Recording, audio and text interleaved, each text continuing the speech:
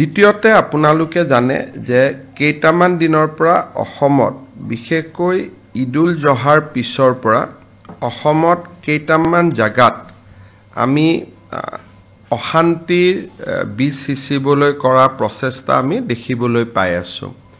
প্ৰথমতে ধুবুৰীৰ পিছত লক্ষীপুৰত, লক্ষীপুৰৰ পিছত লখিমপুৰত আৰু লখিমপুৰৰ পিছত গোৱালপাৰা আৰু এতিয়া হোজাই। ক'ব গ'লে সাম্প্ৰদায়িকভাৱে বা যিমানখিনি জাগাত খুব সেনসিটিভ জাগা, এই গোটেই স্থানবিলাকতে এনেকুৱা ঘটনা হোৱা দেখা গৈছে।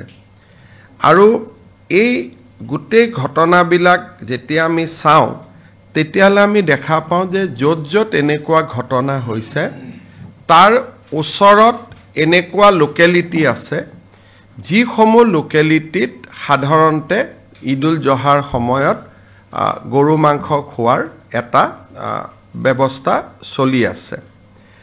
Within the radius of 5 kilometre এই বস্তুটো সম্পূৰ্ণ নিষেধ কৰা আছে। কিন্তু এইবাৰ ঈদৰ সময়ত বা আগে পিছে এই যিটো প্ৰভিজন, এই প্ৰভিজনটো আমাৰ জিলা প্ৰশাসনসমূহে যি ধৰণে বলবৎ কৰিব লাগিছিল সেই ধৰণে বলবৎ জিলা প্ৰশাসনে কৰা নাছিল।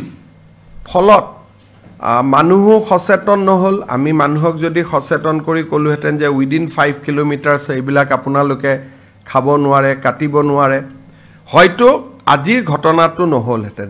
এতিয়া তেওঁলোকে যিহেতু